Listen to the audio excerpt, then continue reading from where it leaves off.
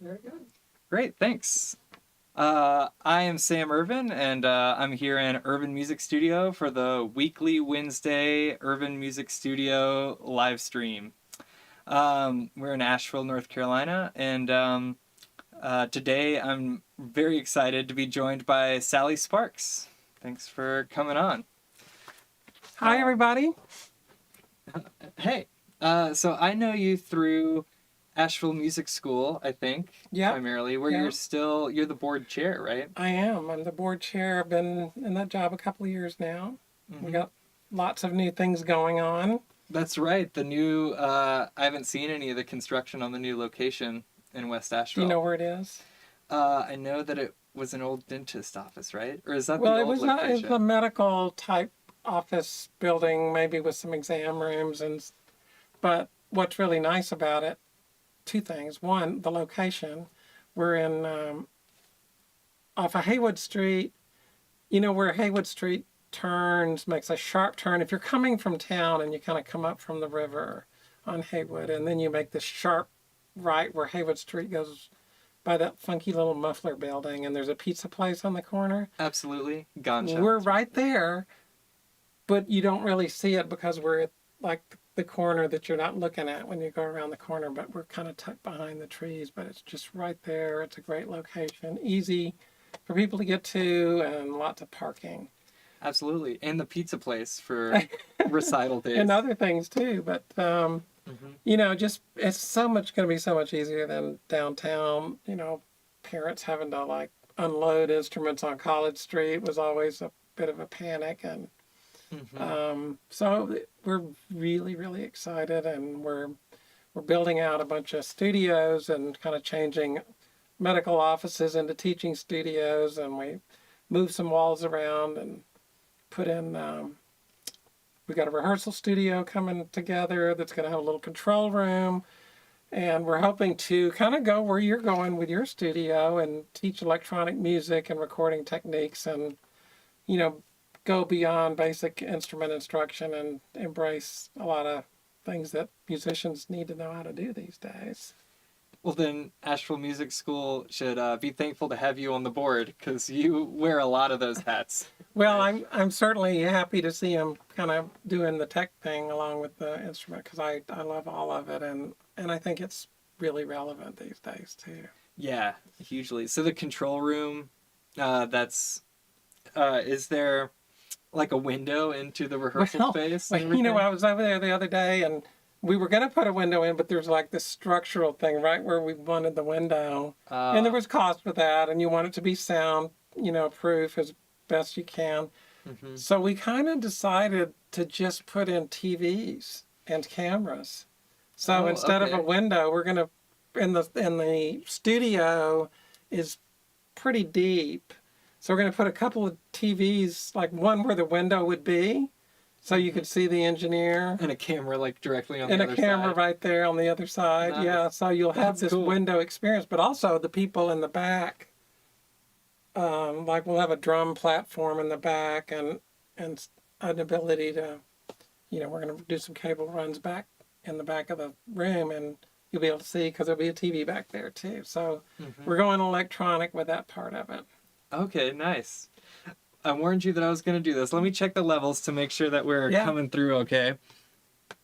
With that part of it. Oh yeah. Okay, nice. Crystal clear. Yeah, that's nice. Great. Yeah. This is the peril of not having a producer. I know. One day I'll get an intern, and they can engineer the thing for me. But it'd be nice to just start the cameras and let them roll, not worry about it. But it's always in the back of my mind the whole 2 hours. Like, is this coming through? No, that's good. I mean, you have to kind of find ways to monitor yourself is the big thing, right? Yeah.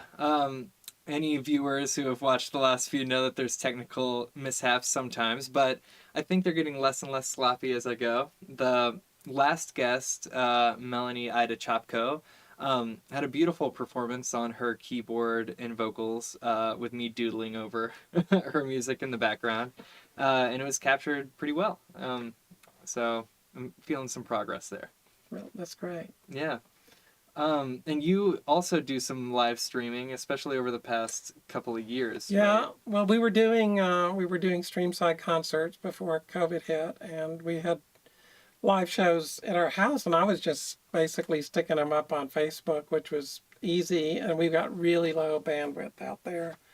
But what got me into seriously looking into the video stuff was COVID. And the first thing that we did was for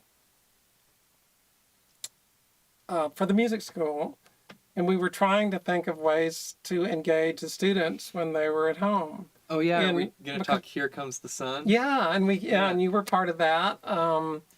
And we were thinking, well, they can't do their ensemble thing, and so we did that video. Here Comes the Sun. It's on the Asheville Music School YouTube page, and it's really I'm really proud of that effort because it came together really nicely, and we engaged a lot of students with that. And we had a local videographer and filmmaker, Polly Chattel, offered to edit the video. I had no idea how to put those kind of square video things together, so we had people send in their parts. We had a guide track, and people would record on their phone or whatever they had to record their part on. And then I got all the tracks and mixed it, the audio in my studio, and then Polly put a great video together. It's amazing. Yeah. Do you know how many students or how many? It's in the credits, but there were a number of students and instructors and a couple other people that pitched in and did parts, and Yeah. so we had a lot of It's a tracks huge feat. going on there. And I hope Asheville Music School is getting some mileage out of that. They should be yeah, posting that. on, yeah, like, it was every really few fun. months. So what happened is people around the community saw it. We did. Oh, another thing we did was we did a couple of like streaming fundraisers because we couldn't do our normal sound effects live performance, which is typically Brian Reardon, the director, will get together some of his musician bandmates that he plays in The his Royal dance band, the Suits. Royal Suits, and a couple other ringers, I think, get added in there, and a number of the instructors. Have you played in any of those shows? Yeah, I did the first 3, I want to say. Yeah. They were great. I really enjoyed when they were large. Because I think it just album by album,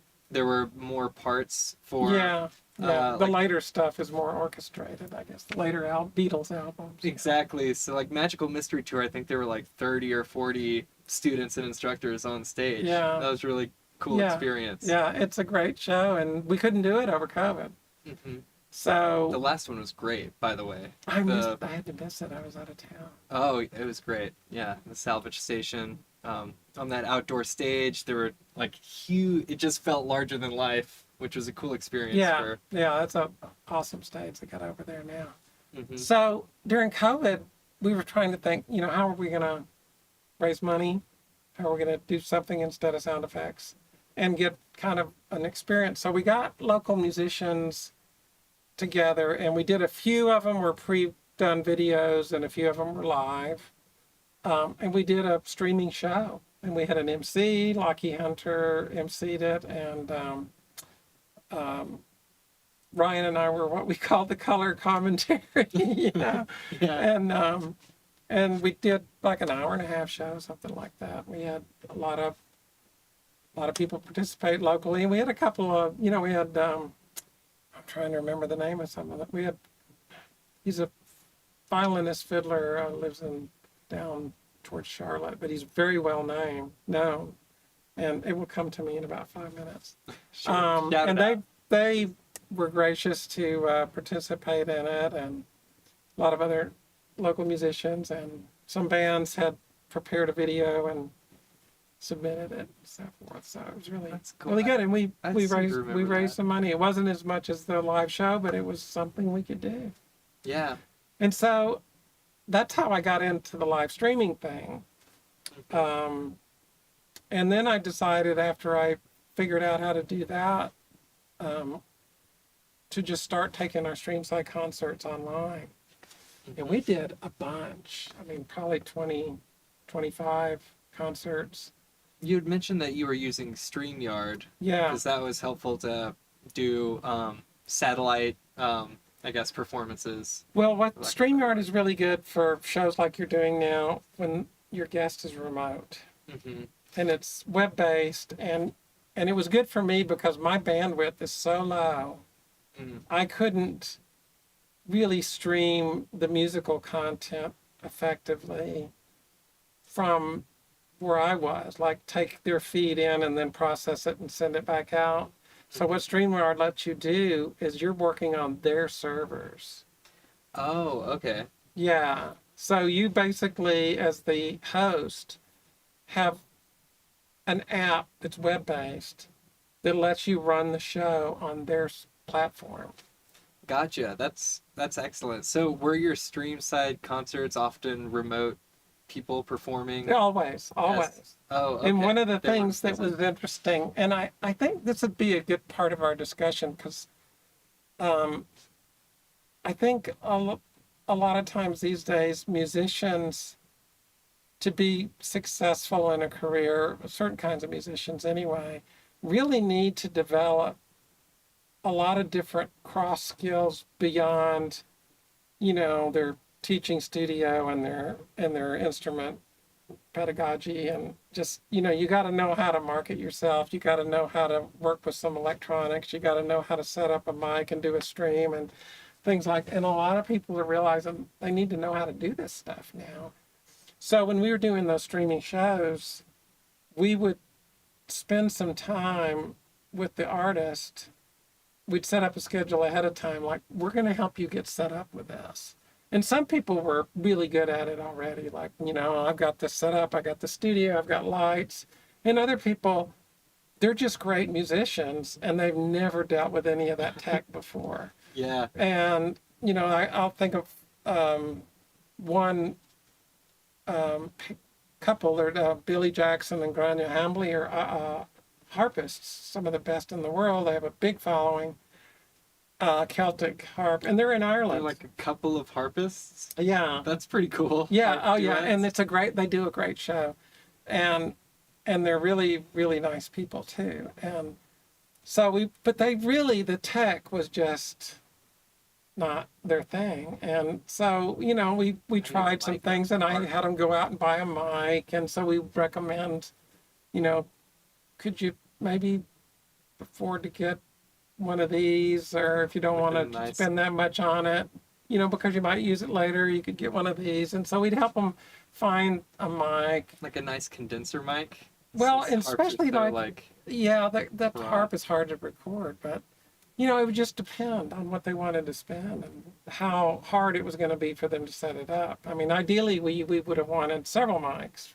for them, right. but they just were going to plug something into their laptop. So you have to think about how is something going to work for them in this setting, because they're in their house, they're plugged into a laptop, they've got certain lighting, and we'd have to work with that. And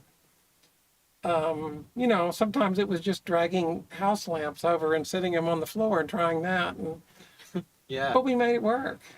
And we had some really wonderful shows. And we had, with them, their big following, we had a couple thousand people coming in to the live stream, and really, and then I would watch the comments. And StreamYard's great because you could follow the comments on both YouTube and Facebook, on multiple platforms all at once. So as the producer, you can engage with the audience. You can have banners that pop up real time, and yeah, that is great. That's a challenge for me too, because might all be we might be getting a ton of comments over there on the computer, but I don't have it, the setup happening here. Yeah. Mm-hmm.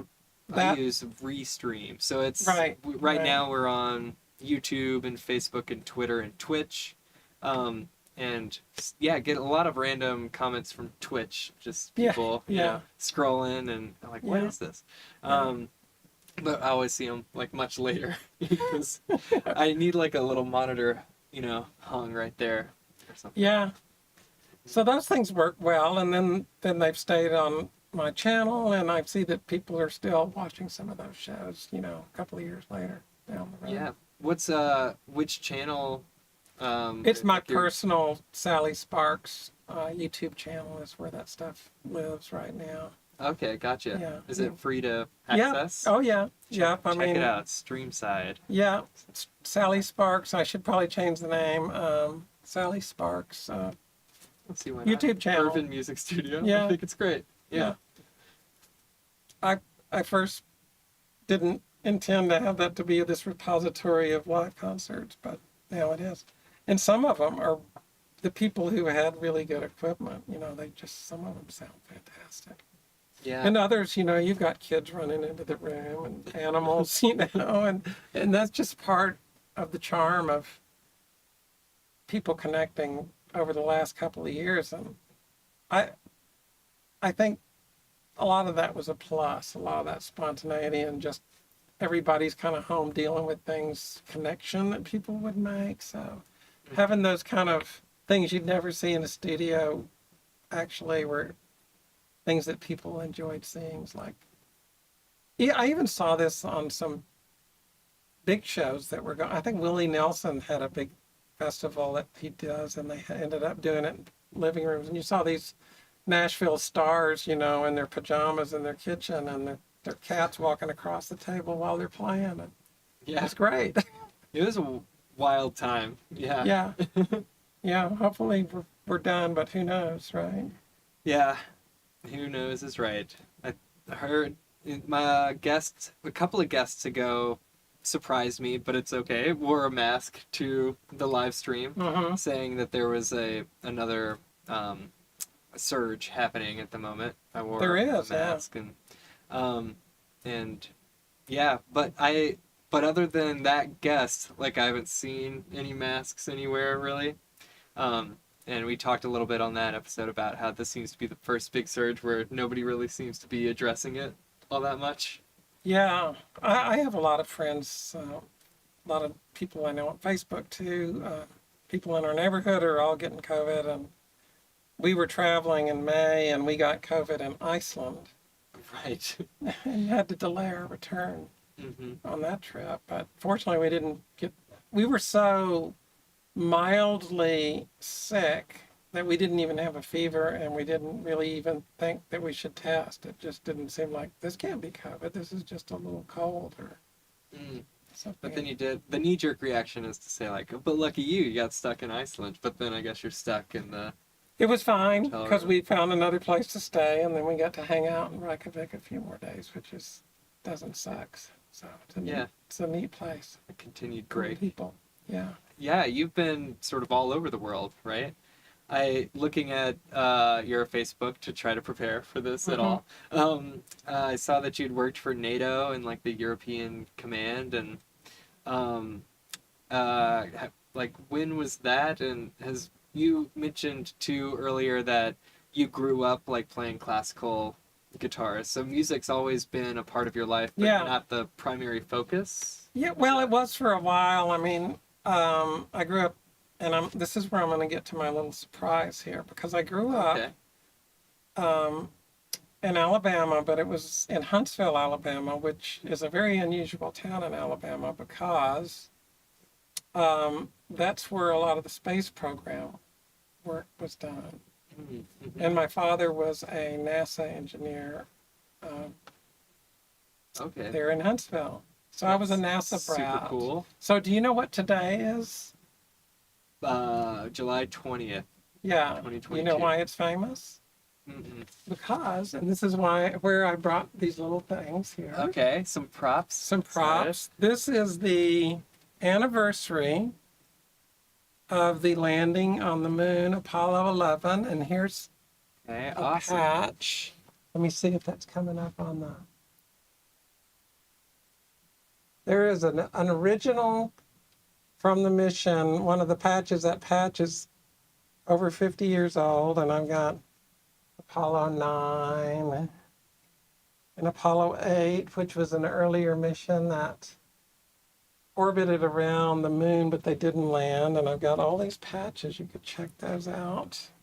That is super So those cool. they look brand new, but they're over 50 years old. Gotcha. And these are patches not that the astronauts wore. They didn't on wear the them to moon, the moon, but the- those are some that my dad got, like you the know, from the engineers mission. on the project. And then he brought those home to me, and they've been in like my keepsake box ever since. Yeah, super So cool. they've never been really sewn onto anything. Yeah. That's So cool. so growing up in that environment, there was this sense that, you know, science and technology was just gonna like solve everything. And To the Star Trek kind of yeah, optimistic. yeah. I mean, we even had in Huntsville, we had kilometer signs because, you know, they were all wanting to go metric, and we were trying, you know, in our town was like, okay, so you had the, you know, you'd have the mile per hour sign, and then there'd be the little round European style kilometer sign underneath it. So, you know, trying to get people used to the metric stuff and all kinds of stuff like that. So everything was infused with the tech science, and that's basically how I got interested in synthesizers and engineering and all that, along with being a musician. As a kid, I studied classical piano, and I took up guitar as a teenager. And then, so the whole synthesizer thing, when the same year, or maybe the year before, I can't remember, that the moon landing happened, Switched on Bach came out. Yeah. And that just blew my mind. And after that, Wendy Carlos, Switched on Bach, I think it was 68 or 69. Just blew my mind, that. And I remember there was an organ store in the local mall in Huntsville, and Moog was distributing through Thomas Organs, I think it was back then. Mm-hmm. And they even had an organ that had a little Moog, like a Moog satellite built into it as part of the organ, like one little auxiliary keyboard. I don't know if you ever saw a picture of one of those before. No, just like like slapped onto the organ. Yeah, Just yeah. like one little bit of the big modular system. Well, it was, I think they had an early one called the Satellite, and I think it was maybe the guts of that particular synth that they put in there. And then they had a mini Moog in the store, Mm-hmm. which I wanted badly. Yeah. I really wanted it badly, but I was a kid, you know. I mean, and Wait, can I interrupt and say yeah. that now you're also on the board of the Bob Moog Foundation, right? yeah, the legacy, you know, of the interest and all of that just carries on. Yeah. To use the cliche, like your studio that I've been in, I think only once, but it looks like a spaceship, you know? Yeah. Yeah. You've got a ton of synthesizers, and you've got a wealth of experience. Didn't you tour extensively with the synths? Or Not so much. am I? No. Okay, no. I'm making that up. Yeah, would have been nice, but I did, you know, I eventually did get a mini Moog a few years later. I was gonna And ask, I- when and did you I, start building the? So I ended up, you know, mostly playing in prog type bands and doing that kind of thing, Mhm. which was synths with organs and pianos all together. Yeah, Yeah. that's cool. I'd love to hear about, like, I guess during that time, I don't know if you would say that you had a studio. As a synthesist, though, it's like a lot of equipment to. Yeah, do I it. mean, it was a lot to move around, but yeah, I mean, I had a setup. My first big setup was a Hammond organ, a Rhodes piano, and I had another Farfisa organ that sat on top of the Hammond, and then I had a mini Moog that sat on top of that. Okay. Nice. And then I had a little Roland synth, which was actually my first synth, because Roland came out with his first synth with the SH-1000, and when that came out, I was able to combine my own savings with my parents chipping in and pick one of those up. So I kept it in my later years when I was doing the prog type stuff. Okay. So Cool. it's Do a you still nice have little it? monophonic synth. Mhm. And so it was a pretty big, hefty keyboard rig to schlep around everywhere for gigs and things. That's a lot. Would you bring most of it for? Yeah. Oh yeah. Yeah. So many tones. And so many tons. Absolutely, yeah. I mean, it's just kind of mind blowing now to think that that was just kind of normal back then. That's what you did, and there were no instruments that would really satisfy playing an acoustic piano. Just there was really nothing there unless you carried a piano around and put a pickup on it, which the big acts did.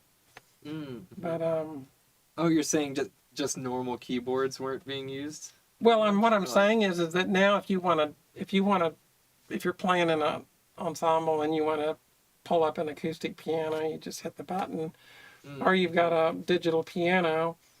Back then, if you wanted an acoustic piano sound, it was either nothing or you had an acoustic piano. Right. And so you'd substitute that with something like a Rhodes or an RMI or there was a Hohner pianette and some of these things. And you hear these things on classic albums used very musically, but they don't sound like acoustic pianos at all. Right, yeah. I know amp remodelers are huge right now. Yeah. And especially for like metal cats, you can, from like prog metal stuff, I'm trying to think of like Between the Buried and Me and stuff, from section to section, they're like switching between the amp, like various amps, like to have done that before the amp modelers. It's funny to just think about like 10 amps lined up and somebody with a foot pedal that's like switching in between the amps. Oh yeah, and the amount of pedals that you'd have to have. Right, yeah. Which I guess nobody even ever did, the different amp tones to switch between. But what we can do these days, it's almost bewildering. Like, to even get to the composition part of writing a song, you have to wade through like, what is the exact tone that I want? Or at least I find myself really preoccupied with like, how do I mic this snare right now? I got to a point to where I was just kind of overloaded on having to like read manuals on. It was in the 90s, and I had kind of given up on the analog stuff and gone digital. Everybody was going digital, in the 80s, late 80s and 90s, and I think I got disillusioned with it. And I got rid of a lot of stuff. I wish I had, because it would be worth a fortune now of analog stuff. I had a Yamaha CS80, and that's like a classic. And I had the Mini Moog. I sold that, and a Roland Jupiter 8. I sold that, and the Mini Moog. You're referring to the Model D. The Model D, yeah. That I had the original I had, was made in '74, I think. Yeah, my reissue was made a couple of years ago. Yeah, exactly. But the digital stuff, I don't know what it was. Maybe it was the sound, or maybe it was the menu diving and having to read my manuals, and I felt like it was getting in the way. And I just kind of went back to acoustic music. I just went back to my classical guitar and just did that for a few years and didn't really do any synth stuff at all. And then when I moved to Asheville, it all changed. You got another I kind of been out of it, and I had I think the only thing I still had was a Korg Trinity that I bought in the 90s that I hung on to. And when did you move to Asheville? In '09. Oh, okay. That's when I moved to Asheville. Yeah. Nice. Cool. Yeah. So I thought I want to get back into this, but I was always really interested in advanced controllers, just not just an on-off key, but expressive instruments. And I think it was because I had owned and played the CS80, which is an instrument I really loved playing. That instrument, I loved recording on it. Does it have I didn't like moving it, and it went out of tune all the time. I mean, it's not a good touring instrument. Yeah. And it weighs 220 pounds. Ooh, yikes. Does it have like velocity and aftertouch? Yeah, it has poly aftertouch. It has velocity, and it has a wonderful ribbon controller, and the keyboard feel is great on it. And it's got a whole row of performance sliders, where you can, if you're playing something and you just kind of want to tweak the feel of it for what you're doing, you can do that in real time.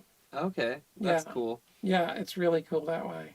And it's got some neat modes with the pedals that you can put it into.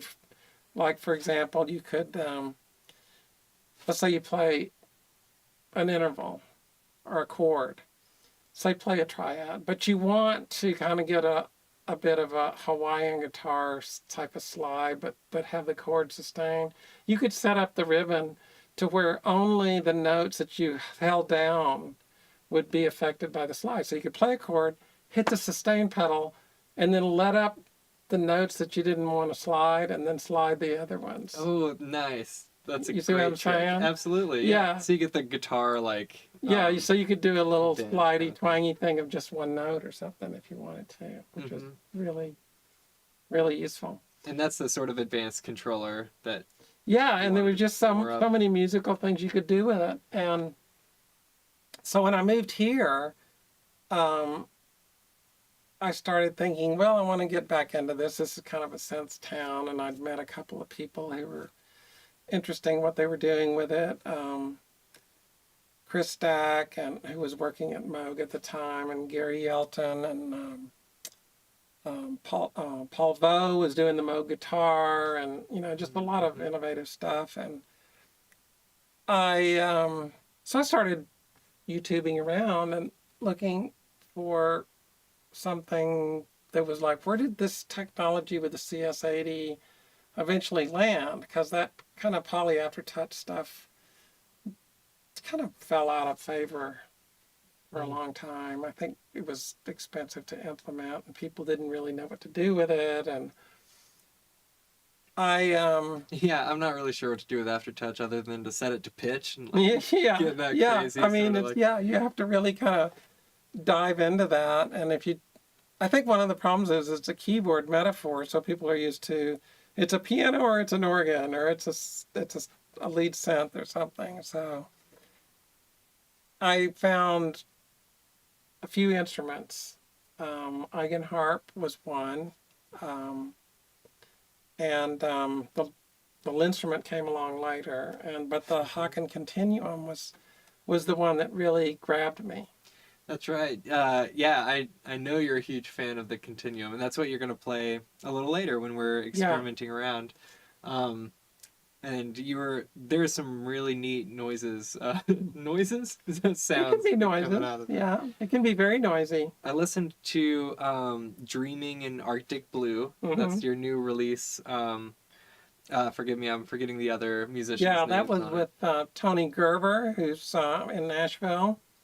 And he does a lot of different kind of things, but space music is kind of his forte. And he's doing a number of different projects with people like Victor Wooten and Phil Keggy.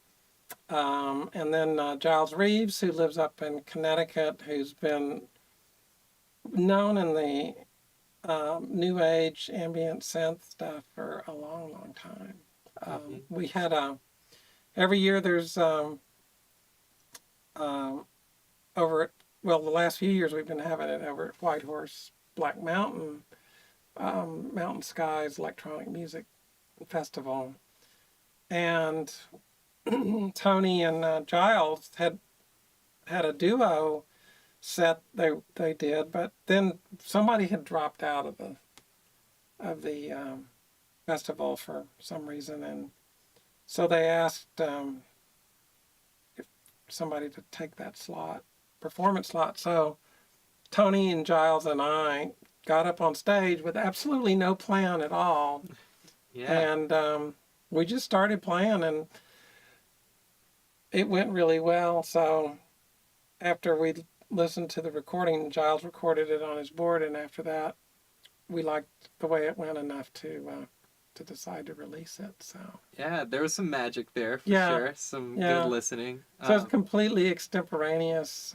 Yeah, good listening for me, and good listening. I meant you guys are obviously very like tuned into what's happening, and some great examples of what the Continuum is doing. Yeah, the very first sort of like thing that happens is the Continuum, right? It's like a clacky sort of like yeah, and the well, Tony was playing mellotron and electric piano and another synth, I think, on that, and a digital piano, like acoustic type.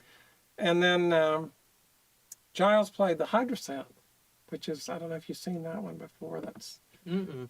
an amazing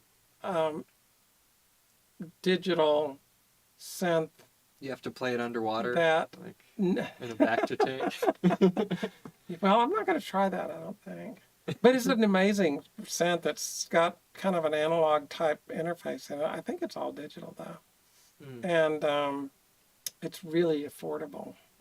Oh, okay. Yeah, it's a great value. It's really, they're pretty hot item right now because it's a lot of power, great sound, The great hydrosynth. warm sounds. Hydrosense. It's from ASM, Ashen Sound Machines, Oh, okay. I think I've heard and of it that has a before. poly aftertouch keyboard on most of the models. Nice. It's back. Yeah, it's back Yeah. and it's affordable now, so I Mhm. had to have it. So you got one too. I heard some like trumpet sounding noises in there. That was the Continuum. Oh, it was? Okay. Mhm. Yeah, really cool brassy sounds coming out of that. Yeah, And then I heard some piano, like you had mentioned, he was playing some digital piano. that was Tony. Yeah, Yeah, some cello-esque sounds. that's the Those are Continuum. probably the continuum. Yeah, it can really, I guess, are those samples or is it mimicking those sorts No, of they're sounds? kind of, well, yes and no. There's a little bit of a sample that's part of, it's like almost like a granular thing just to get the tonal characteristic of it, but it's synthesized. There's a synth built into it. Mm-hmm. And the thing that makes it so expressive is the continuum surface is three-dimensional.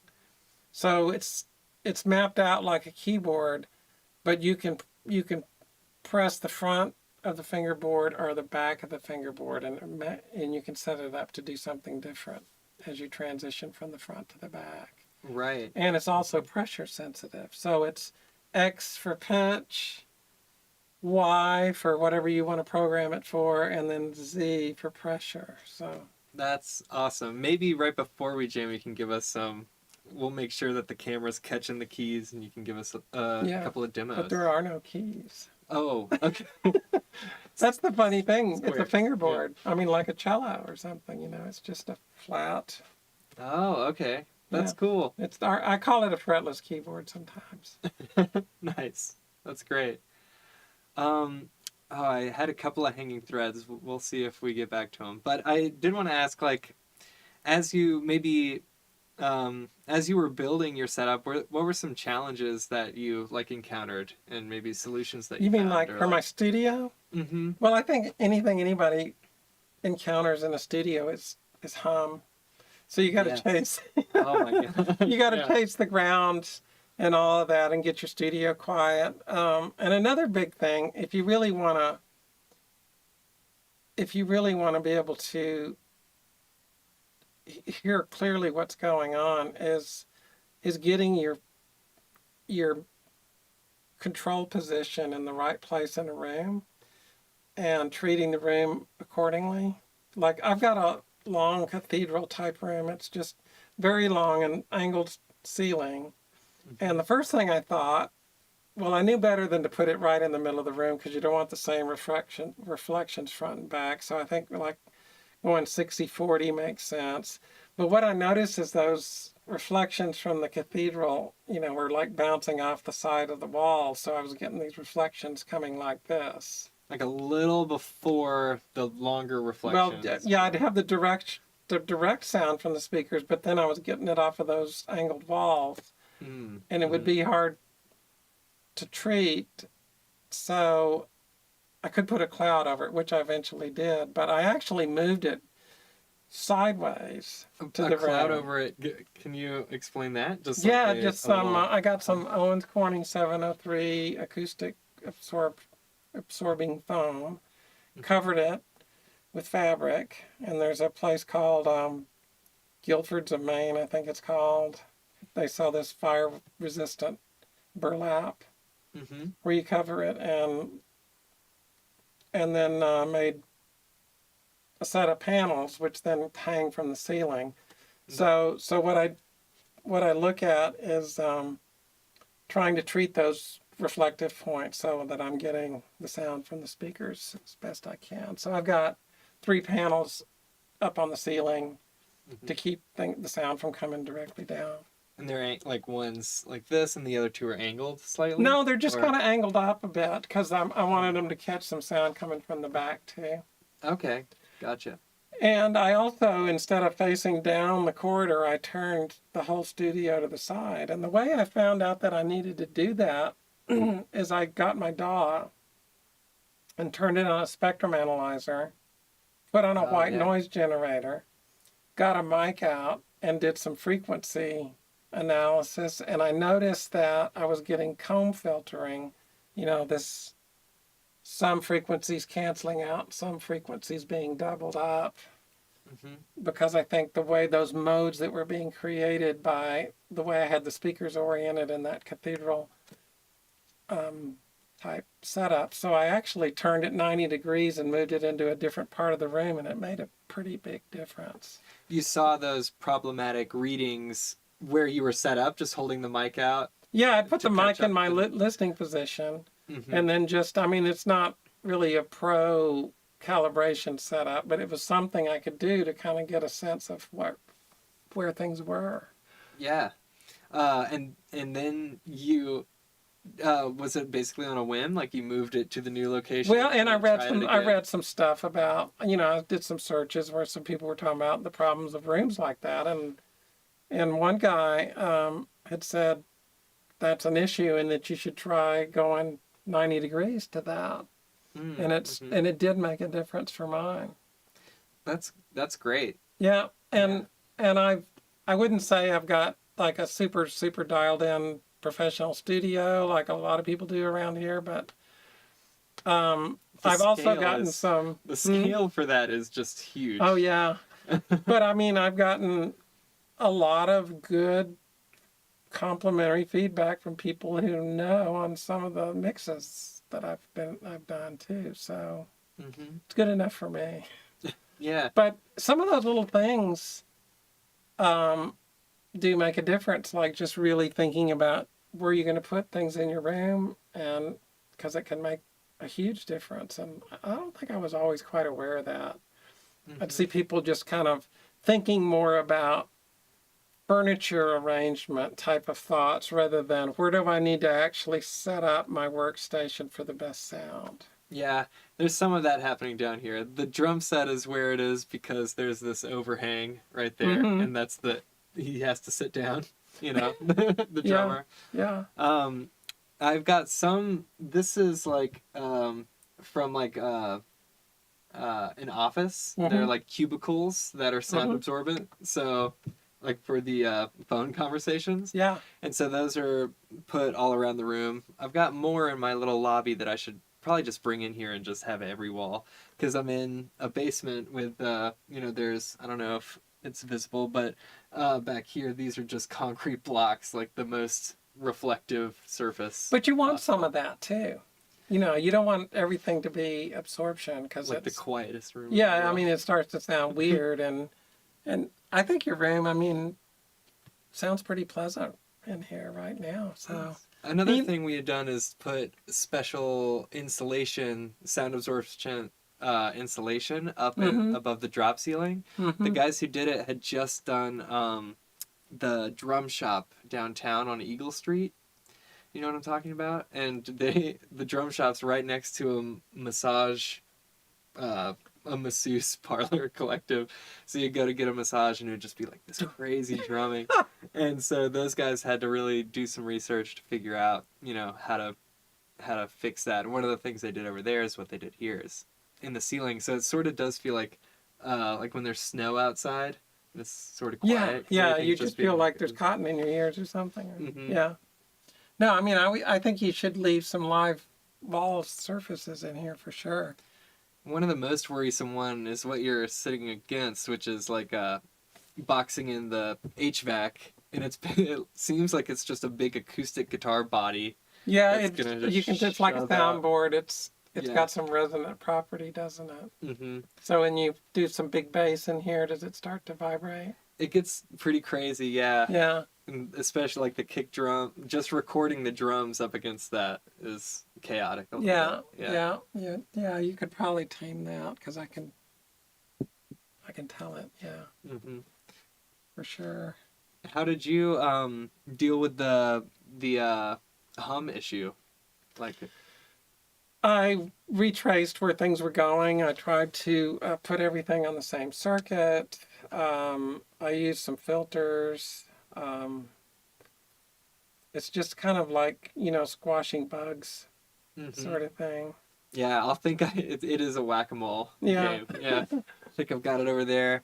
I think having everything so close and the power being so close to the effects pedals can do it. The thing sometimes. that really irritates me the most is a problem we used to not have, but it is the digital noise you can get from USB interfaces and stuff. Oh, right. Mm-hmm. So a lot of times you need to put in some ferrites or get some high quality USB cables can make a difference too. I mean, a lot of times people think a USB cable is a USB cable, which is not true. Yeah, I wonder if like if the interfaces, like the Focusrite that I have, takes that into account and has anything on the USB cables that come with the. Yeah, I don't interface. know. You can always check. The ferrite sometimes that what it looks like. It just looks like a barrel that's kind of near the end of the connector. Mm-hmm. That's over by the edge of it. Yeah, I remember trying to get those into the Moog one, working at Moog, and because we had to like install the cabling first and then clip on the ferrite and like secure them in this very awkward position, Mm-hmm. getting it up there. So yeah, I've got a relationship with ferrites for sure. So you were working on the Moog line? That was the last instrument that I was working on at Moog for about the last year or two while I was there. Under the direct supervision of TJ Mills, who is another guest on the podcast, a great dude. And yeah, working on the Moog 1 was really great. I was calibrating them I was at least helping with the serialization process. I was just buttoning up everything at the sort of end. And so every now and then the line would grind to a halt and I could just mess around on the Moog 1. And that was great. I wish that there were more sort of opportunities for me to have played the synths or learned the synths at my time at Moog. And so I bought them all. Yeah, I think you've got everything that was. I don't know if there's anything new out right now, but I see the Model D reissue and the Matriarch and the Grandmother and the Minotaur, racks of Mooger Foogers or Moger Fogers, with the DFAM and what's the other one, the 32? Subharmonicon and the Mother 32. So you don't have a Sub 37 though. I don't, and that's the one that I sold, and I regret it. I sold it because I had all this other stuff, and it all, works together. And the Sub 37 I feel like is more of a performance synth. Yeah. You can save presets on it. And now that I am getting out there with synths more, I really talking about you could performance and programming. So back in the day when I was playing a mini Moog, no synths were programmable. Right. Yeah, you just had to. So I remember patches. one piece that we did, and a lot of the big acts, they would have several, somebody would say, why did Rick Wakeman have 2 or 3 mini Moogs? Well, you had to have them set up for different parts on different songs, right? Right. But if you were just a regular person like me, we had to find ways for me to sometimes program it during the song. So you'd have to have somebody do a solo and then I'd have to flip the output off and put on the headphones and program it for the next section and then give the drummer a nod like, okay, I'm ready now. It's funny. It's like sort of the scales of synthesizers, right? You have to remember like that preset and all these knobs, and it just takes missing one knob. Yeah, and then nothing happens at all. Right. I think Wakeman told a story that he picked up one they said, I bought this, it didn't work. It's like you plug it in and it didn't work. Hmm. Yeah. But it was just a knob that he needed to turn. Yeah. Right. Yeah. Um, yeah, I was definitely, I think it's great that Asheville Music School, to bring it all the way around, will have more opportunity to teach kids. I think that they've found uh, a great like electronic music teacher that they brought in. I'm blanking on his name, but there is so much that goes into music, and I do try to like take my students through all these effects, especially the rock guitar students, Hmm. because so much of rock guitar is the tone and the pedals and using the distortion a certain way, you know. Um, And is that something you were taught in music school, or did you just pick that up playing mostly? oh, that's what I was about to say. I had like some noisy pedals that I used, and some and like an amp that just had distortion on it too, and I could like double distortion and just make crazy sounds. But I was really resistant to learning any of that stuff, even through college. I just have a jazz studies and philosophy dual degree. Hmm. What's more analog than philosophy? I don't know. Yeah. But I wish that I had done music tech and gotten into all of that stuff. It probably wasn't until my time at Moog that I, was introduced to the huge world of,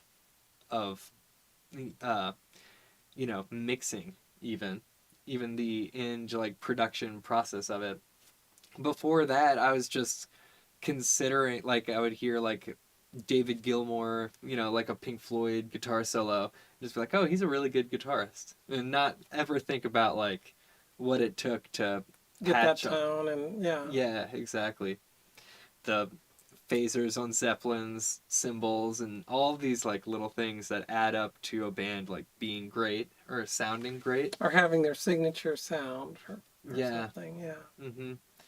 And now uh, I am very grateful to have like my studio and be able to dig in and experiment with that, and very grateful to have people over and talk to about it and jam. Um, uh, I'd like to do like even more of that studio work. Irvin Music Studio right now is like 3 departments where I'm teaching lessons and I'm uh, going out and performing gigs for like weddings and events. But the third department where I'm doing some sound production stuff, like recording, Hmm. really want to put more of my focus and time into building that up.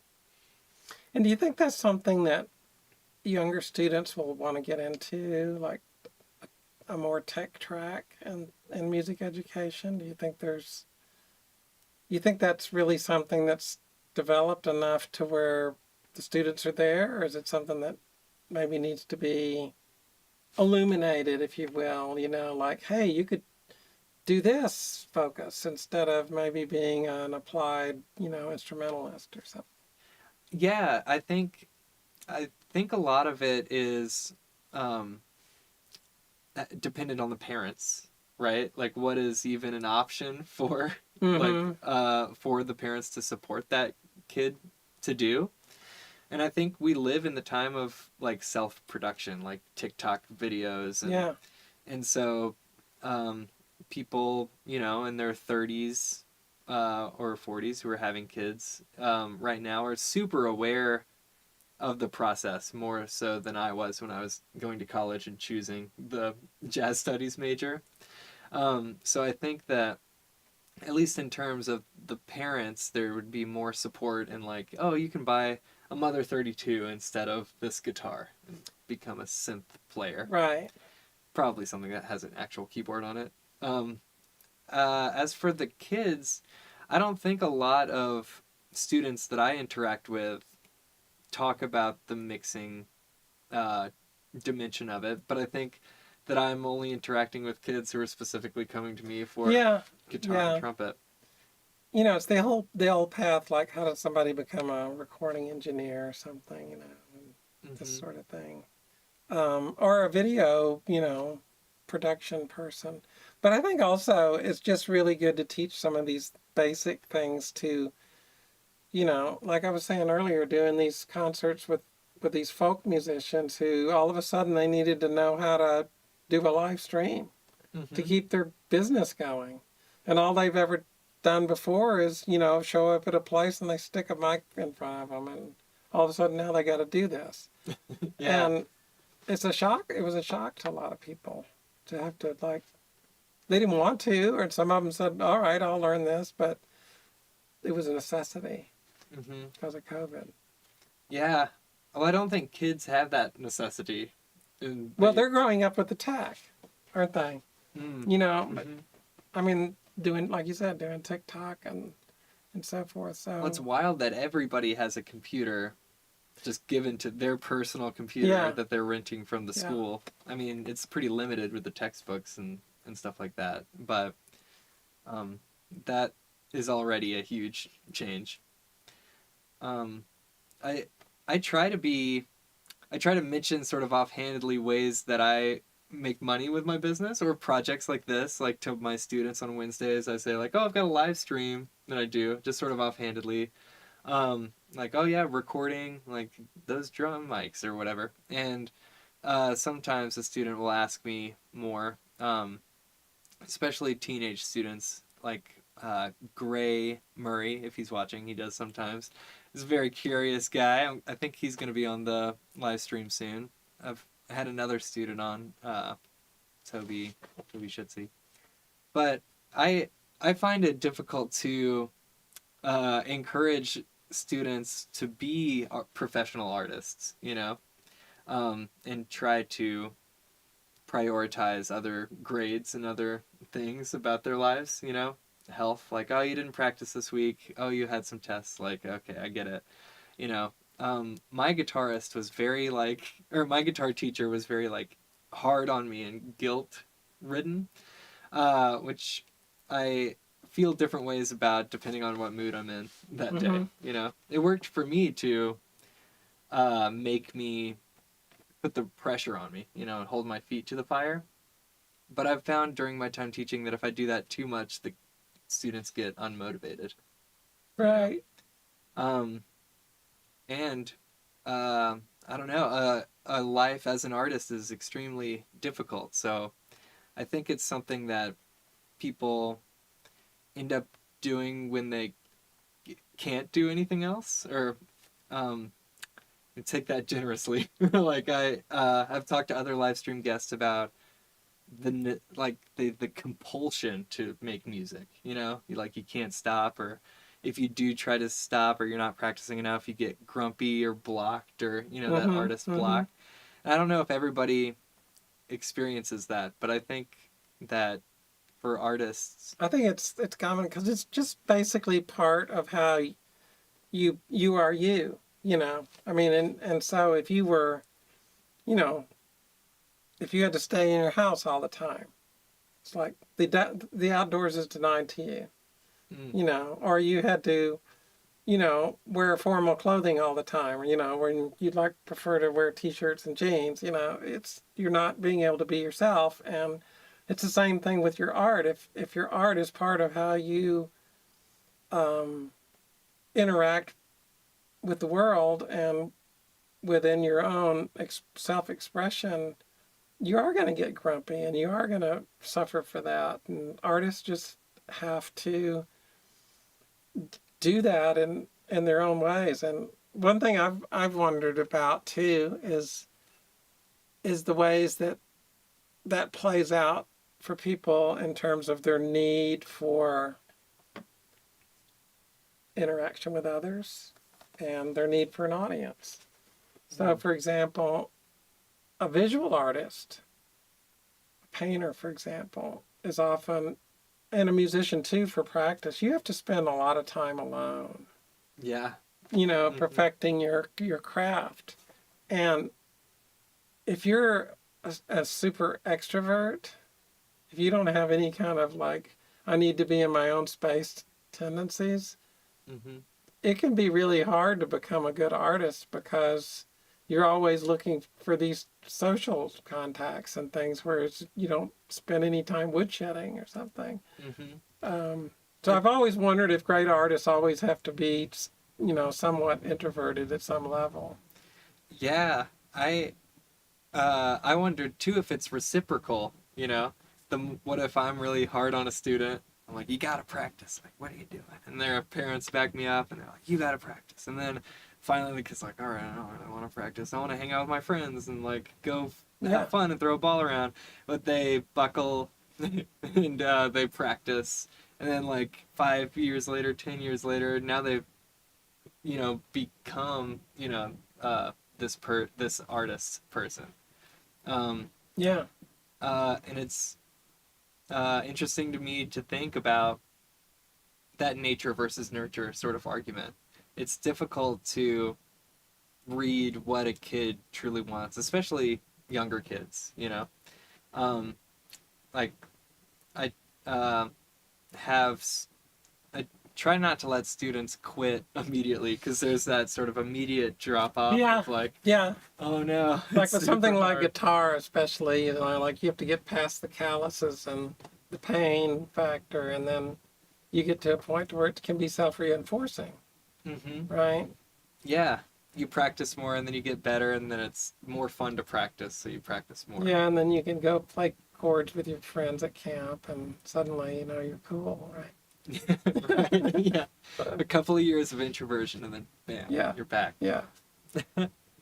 Well, I think it is 9, so do we have any hanging threads? Anything else that... I was just going to ask you, you said you studied jazz studies, but I've also seen you do a lot of videos playing classical stuff. Was that something you also studied, or you took it up later?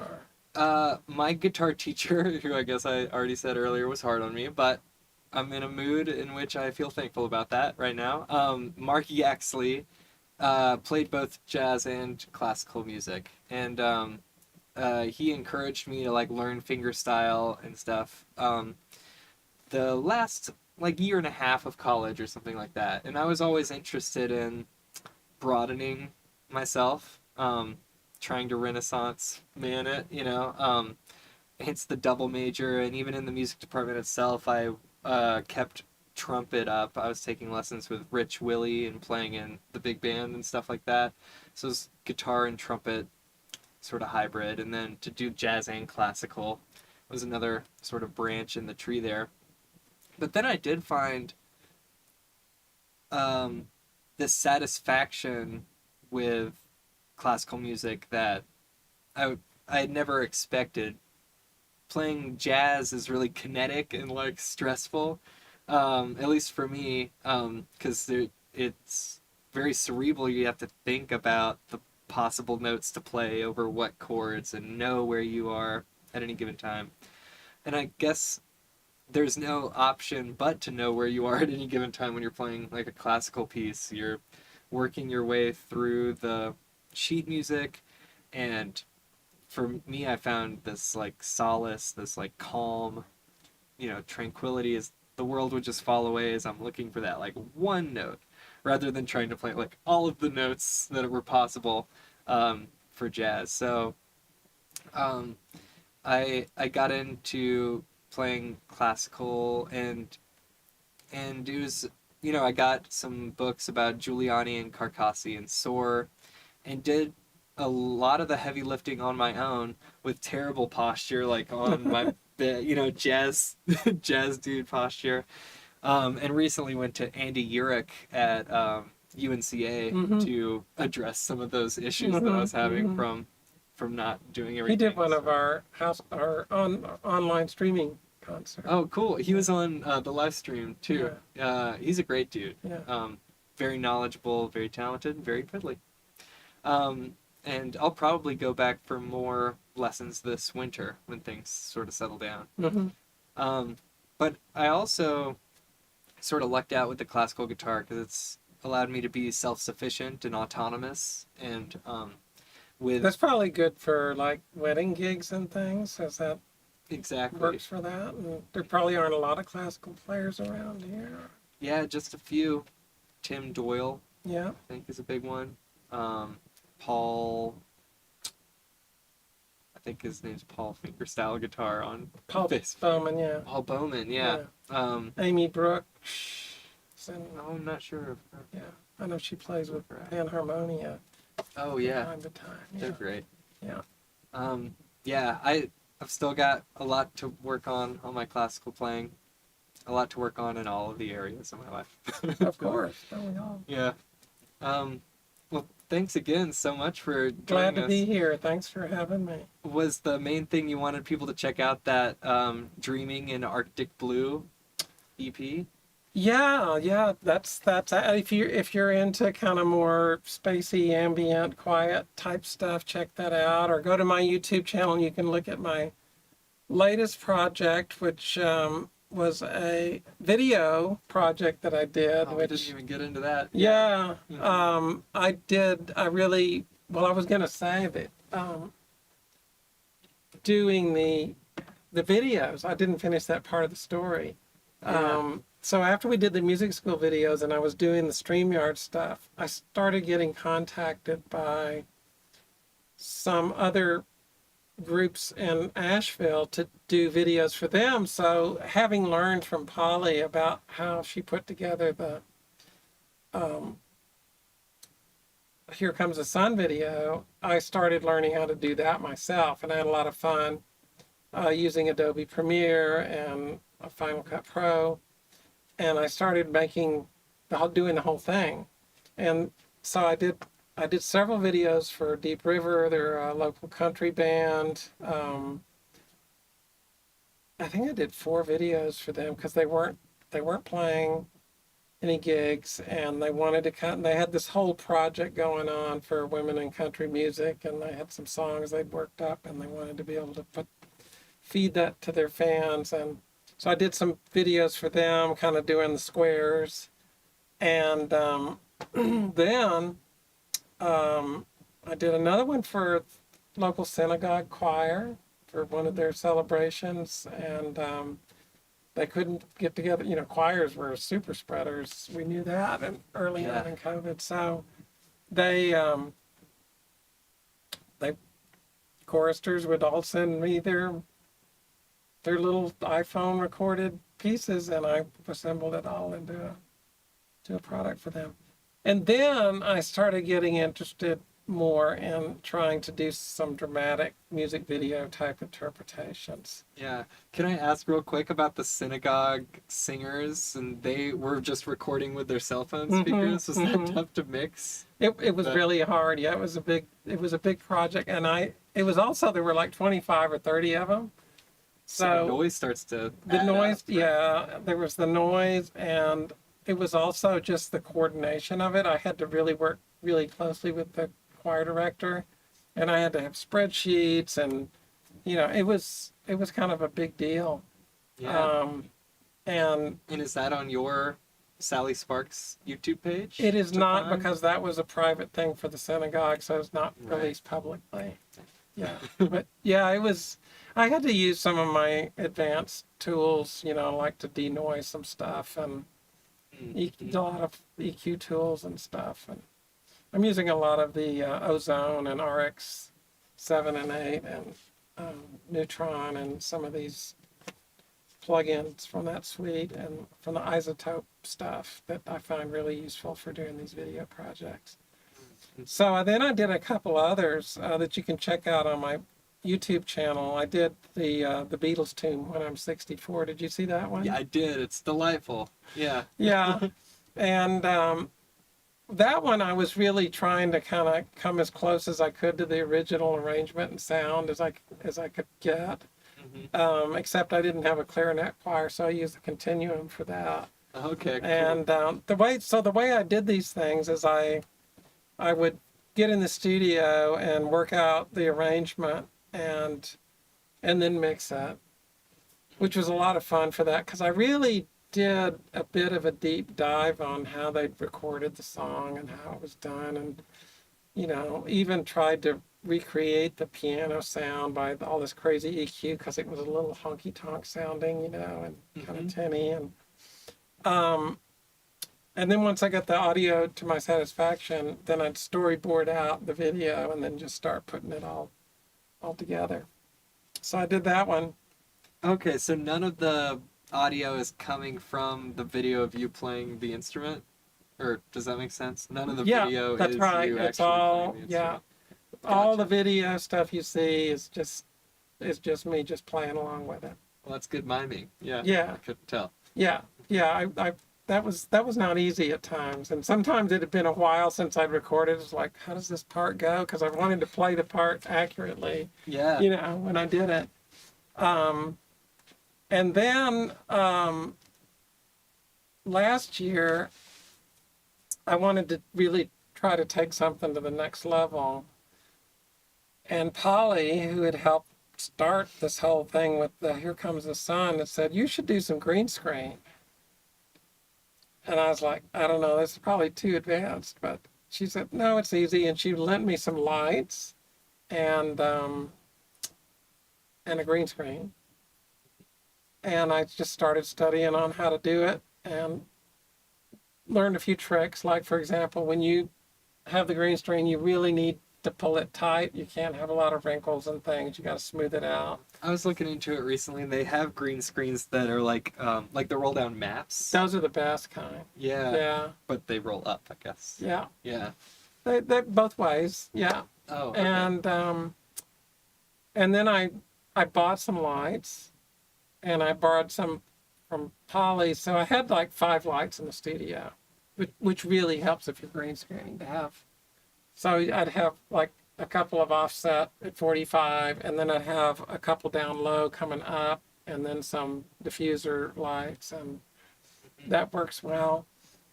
So then I did this. Try to match the lighting of the environment that you're gonna paste yourself into. Yeah, Right. and just not have any harsh angles and stuff.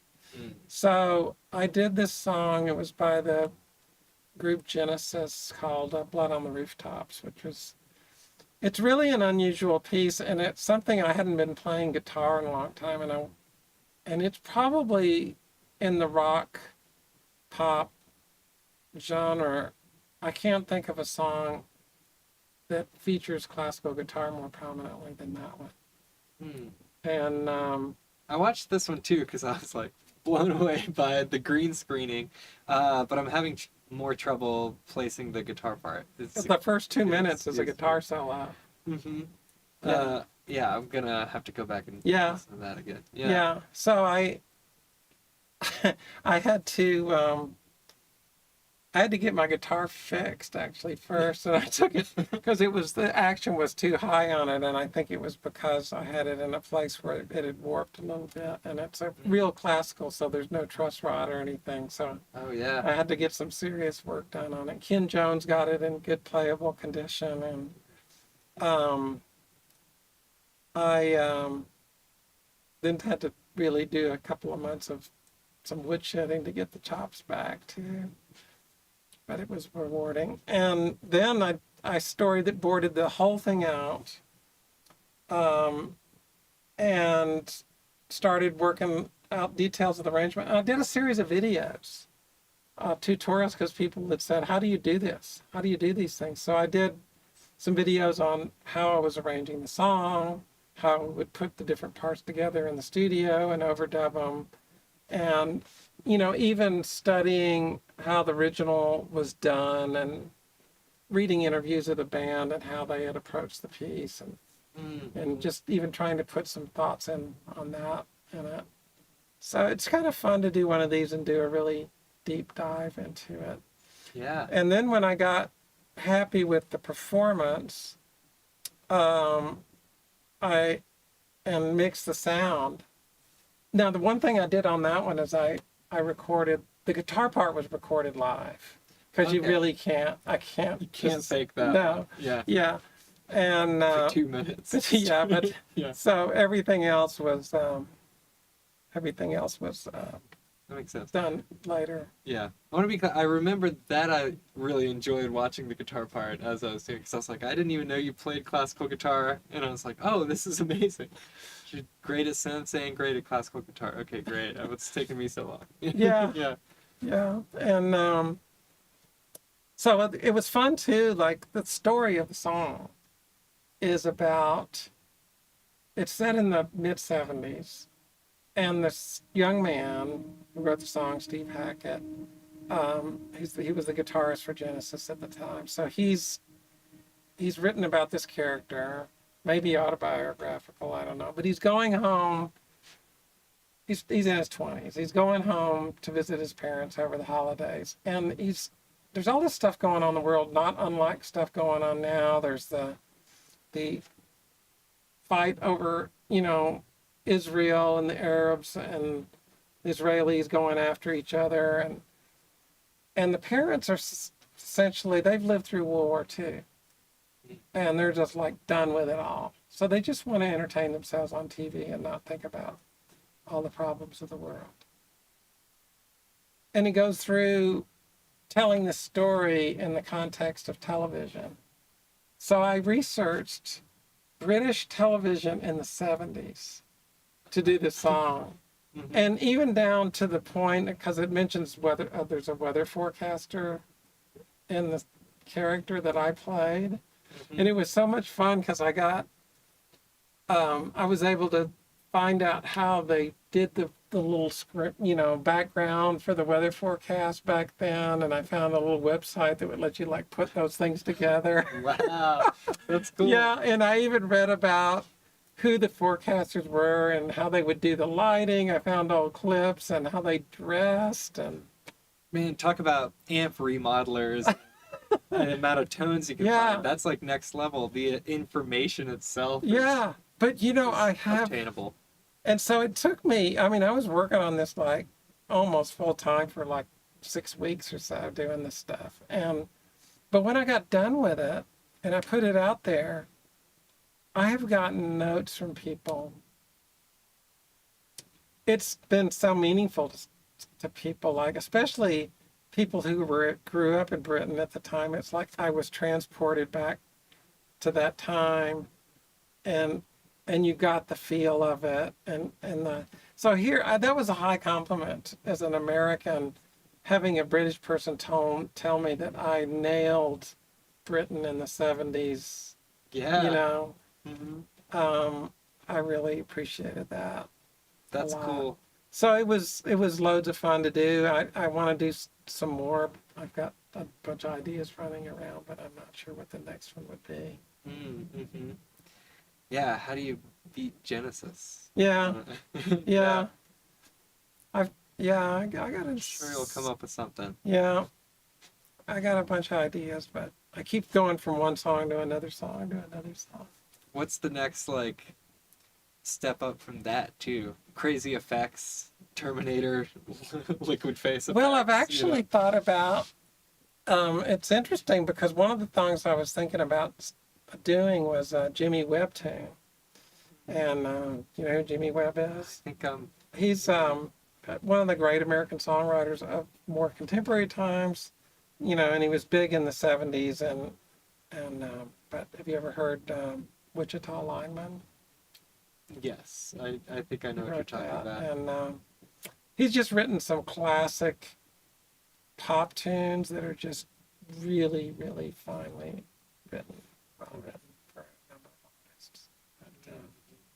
But the interesting thing is that Steve Hackett said Jimmy Webb was his inspiration for the song that I did, Blood on the Rooftops. So I thought, well, maybe I'll do a Jimmy Webb tune. Okay, then just keep tracing back. It's his inspiration. You do a Bach tune. Yeah, there you go. Yeah. So I don't know. That's really cool. I love playing around with video and just like the immediate impact, like the emotional impact of music video. I don't know if you. I just have done some lo-fi ones that I've shared with you, and just like zooming in on somebody's face really quick for like an emphasized note. Yeah. Just feels so good to like make that happen. In Yeah. the video. The tools, I could get so lost in the editing, and I did. That video, it's called Blood on the Rooftops. If anybody's wants to go to Sally Sparks on YouTube and look for it, It's called Blood on the Rooftops, Genesis, full band cover. I've got on the thumbnail on that. Gonna have to put some links to the Yeah. stuff in the descriptions. But in the beginning, when it finishes, so the character, you just see the person's feet, and they're like clicking through the channels on this old tile tube TV, and they're going through like TV show credits and news programs coming on, and then it clicks, and it's me on the TV starting the solo with real tinny bad sound, and then it zooms in on the TV, but there's like lo-fi, there's noise, it's the old analog TV look, and there's filters in Final Cut Pro to let you do that stuff, Yeah, definitely. And And then you it's can use masks for the filters Yeah. to make them different shapes. yeah, and then I keyed all those things to where they would just kind of gradually fade out, and finally it's just, and then the sound gets better at the same time, so it's like you're going into the TV, into that world. Yeah, film is like that ultimate space where it's like a dream. Or Yeah. like you're like entering and exiting different Yeah, areas. and I just Yeah. loved doing that, and it was fun too. That like when I did the weather lady scene, she's up there, pointing at the map. And back then they didn't have the digital screens or any of that stuff, and so they just had lights. And sometimes there was like a shadow, like you see from these cups. I don't know if you can see it from the camera, but you just see the shadow of the lighting behind it, and that's the way it was on those maps back then. But there were filters where I could duplicate a screen, offset it a little bit, and then darken it to where it just looked like a shadow on top of that. Oh, I see what you're saying. Yeah. That's pretty fun. Yeah. And time consuming sometimes. Yeah, and Imagine. then just to say, I want to put a shadow on there, how do I do it? So you gotta go, the amount of research you have to do just to do this, but you go in, I've gone this far, I'm gonna do that too. Yeah, I love the wide variety of like YouTube instructional videos for like video editing. Oh yeah. They're like, "Hey bros, welcome to video Yeah. editing." Today we're gonna do this. Yeah. And then some of them, there would be like 30 minutes of this deep dive to do thing that I just want to do this one thing. So I try to look for the ones that were like 2 minutes to try to figure that out, Yeah, definitely. I know. Yeah, you'll skip to and you're like, okay, this is all I need. But then there's one little detail. Yeah. And I definitely decided to get a YouTube premium account so I didn't have to wait for the ads. Oh yeah. Can't do that.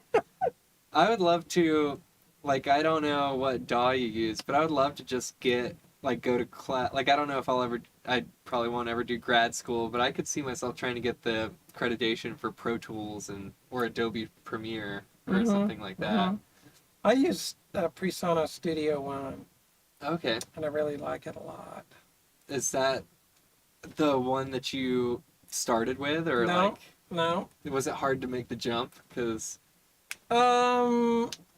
It's always you always have to start over to some degree.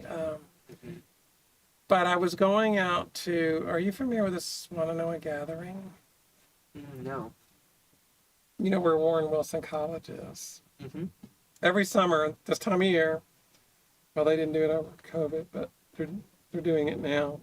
They have a bunch of folk camp weeks. Different kinds of folk music, from old time music, fiddle music. They do guitar and contemporary folk week is done. Really, I guess it's next week, the end of July, and I've been to it a number of years, made a lot of great friends there, and they bring in a lot of wonderful instructors. So you can take guitar focus, or you can take contemporary folk focus, and you can take courses across those because those two tracks happen during the same week. So John Vesner's a Nashville songwriter, and he was teaching songwriting. I love taking songwriting classes. I think it's a lot of fun, especially from people who know how to teach and know what they're doing. And he was really big on Studio One. and he was talking to people. A lot of these people, they didn't record. It was back to the thing, they're folk musicians and they really didn't do any tech. And he was encouraging people to get set up with a DAW and record their music, and kind of demonstrating how to do that. And he was so big on Studio One, and a couple other people said, "Yeah, I'm switching to that too." So I switched over probably about a dozen years ago, and now I just love it. Okay. One thing I really like, I just like the workflow, and I like the way that there's multiple ways you might be able to do the same thing. And I really like the way it's integrated in with Melodyne. I don't know if you've used Melodyne before. Yes, or I just stumbled across it in Pro Tools. I'm Yeah. like, oh, I didn't know that it was packaged in Pro Tools, or at least what I've got. Yeah, I don't know how well integrated it is, but in Studio One, you can take a track and you just go edit in Melodyne right there. And then you could re-render it if you want to after you fix something. But I've just been able to just really pull a lot of tracks together, to do that. And it's not just a pitch correction software. You can change the vibrato in something. Oh, I wasn't aware of that. Yeah. I was just thinking You pitch. can change the sibilance. So if you've got a track where somebody just really S's something in a way you don't want them to, you can change that. Just that. Nice. That's pretty cool. And you can do micro changes of timing on things. And it'll also take it doesn't do it perfectly, but it depends on how complex the signal it's analyzing. But you can take, say, if you're recording a solo guitar piece, you can have it analyze it polyphonically, and let's say there was maybe one string that was out of tune a little bit. You can just kind of... Whoa, that's impressive stuff. Yeah. Yeah. I mean, sometimes you get some artifacts doing that stuff, but it's always worth trying instead of having to call somebody out and have them play it again or something. Right, definitely. Yeah. I would love to, one thing that's on my to-do list soon is to have a drum part and pitch the drum beat down. And just get this wacky 8-bit sounding drum part lower. But I don't need Melodyne to do that. No. You can decimate that with something else. Yeah, but Pro Tools, having to pay for it every year stinks. I've had Ableton recommended to me over and over again because of all of my synths and the sequencing. Sure, of course. The looping. I am into the looping, but I really like through composed stuff, even if I have a loop going, the overarching sort of. Have you done anything with Ableton? I got the free version, and I've worked with a couple of students who were set on using Ableton but wanted to learn about production. Yeah. So I had to learn Ableton a few steps ahead of them. And so I worked with them writing their songs on Ableton. The workflow is really interesting and simplifies everything. Yeah, I haven't done it.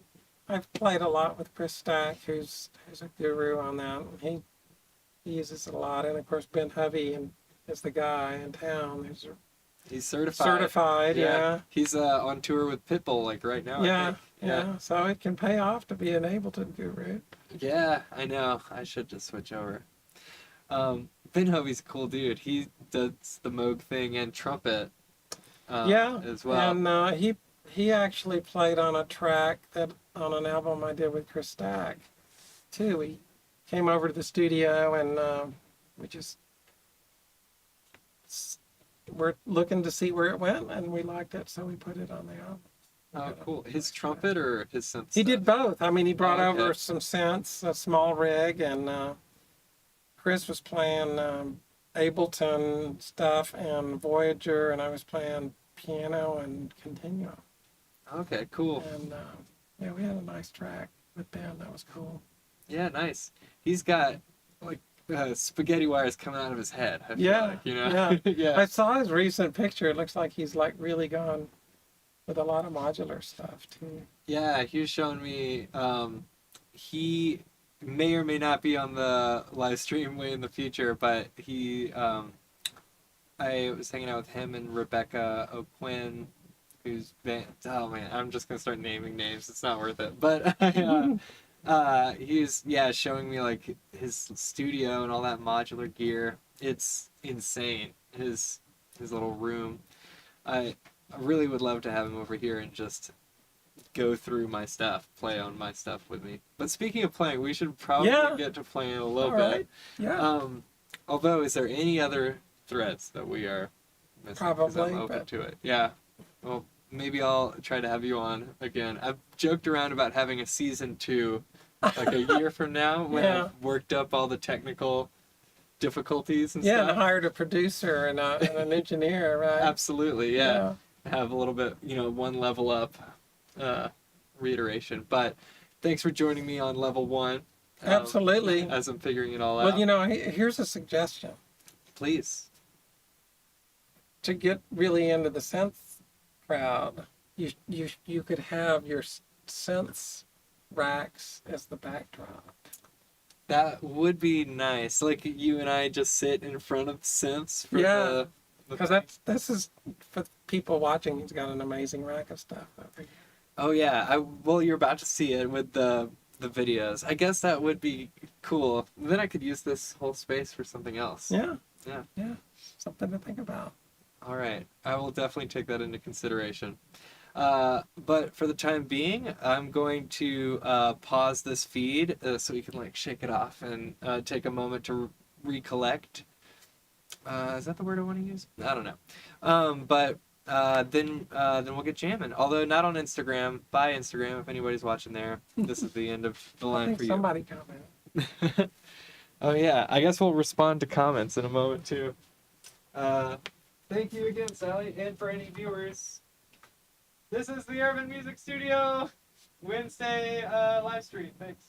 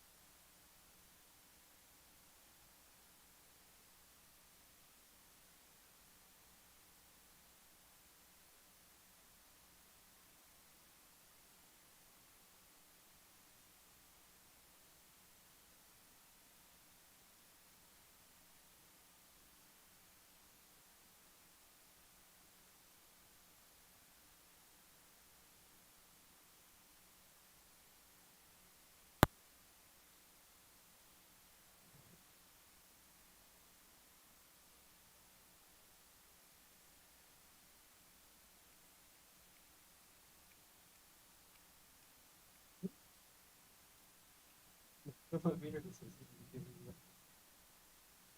Oh, it's just a little behind, perhaps. Okay. Well, everybody, feeding back. Okay. I'm not sure if this mic is working, but if it is, thank you so much for joining me, Sam Irvin. Thank you, Sally Sparks. Sally Sparks, bye. Bye, everybody. See you next week for... Who is next week? You know what? It is Jim Gennaro. Looking forward to it. Thanks, everybody. Bye.